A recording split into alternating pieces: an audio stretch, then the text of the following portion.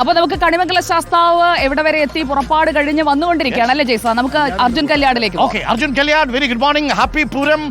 കണിമംഗലം ശാസ്താവ് എവിടെ വരെ എത്തി? നമ്മളെല്ലാവരും കാത്തിരിക്കുകയാണ്.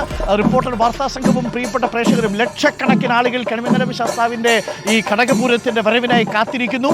മഞ്ഞും വെയിലൊന്നും ഉദിക്കുന്നതിന് മുമ്പ് ഇങ്ങ് എത്തിച്ചേരുവോ?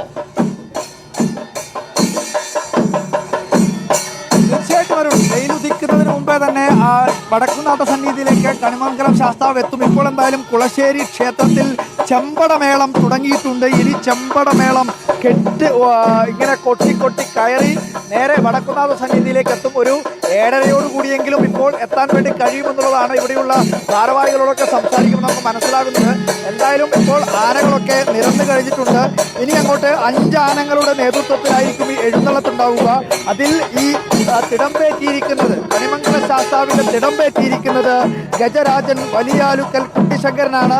അതോടൊപ്പം ഇടത്തും വലത്തുമായി ദേവേശ് ആരോമൽ, അതുപോലെ തന്നെ വഴുവാടി ശ്രീകണ്ഠൻ, ഗജശ്രേഷ്ഠൻ വേമ്പനാട് മഹാദേവൻ, ഗജകുമാരൻ ചീമ്പാറയിൽ സൂര്യൻ, അങ്ങനെ 5 ആനകളുടെ അകമ്പടിയോടുകൂടിയായിരിക്കും ഇനി അങ്ങോട്ടുള്ള എഴുന്നള്ളത്ത്. എന്തായാലും ഇവിടെ മേളം തുടങ്ങിക്കഴിഞ്ഞിരിക്കുകയാണ്. പൂരത്തിന്റെ ചെമ്പടമേളം ഇനി മുറുകി അത് പാണ്ടിയിലും അതുപോലെ തന്നെ പഞ്ചാരിയിലുമൊക്കെ കലാശിച്ചുകൊണ്ട് ക്ഷേത്രത്തിനകത്തേക്ക് കടക്കുകയും ചെയ്യും. നേരത്തെ പറഞ്ഞതുപോലെ തന്നെ എത്രമാത്രം പ്രാധാന്യമുള്ള ഒരു ശാസ്താവാണ്, അല്ലെങ്കിൽ ഒരു ദേവനാണ്, ഘടകപൂരമാണ് ഈ കണിമംഗലത്തെ പൂരം എന്നുള്ളത് എല്ലാ വിശ്വാസികളെ സംബന്ധിച്ചും തൃശ്ശൂർക്കാരെ സംബന്ധിച്ചും അറിയാവുന്നതാണ്. അത് ഒരു ശാസ്താവിൻ്റെതാണ്, ദേവഗുരുവിന്റെ സ്ഥാനമുള്ള ഒരു പൂരം കൂടിയാണിത്. അതുകൊണ്ട് തന്നെ വലിയ ആവേശത്തിൽ തന്നെയായിരിക്കും ഈ പൂരം ക്ഷേത്രത്തിലേക്ക് എത്തിച്ചേരുക. എന്തായാലും നമുക്കിപ്പോൾ തന്നെ ഈ മേളത്തിന്റെ ദൃശ്യങ്ങളും കാഴ്ചകളും ഒക്കെ കാണാം. ഇങ്ങനെ ഇടംതല, വലംതല, ഇലത്താളം, ചീനിക്കുഴൽ, അങ്ങനെ വാദ്യമേളങ്ങൾ കൊണ്ട് വലിയ ആവേശത്തിലേക്ക് പോവുകയാണ്.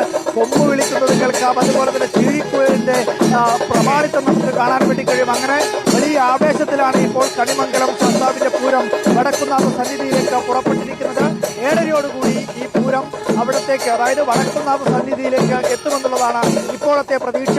അതിനുശേഷം തിരിച്ച് 9:30 കൂടി അവിടെ നിന്നും തിരിച്ച് കണിമംഗലത്തേക്ക് മടങ്ങുകയും ചെയ്യുമായിരുന്നു.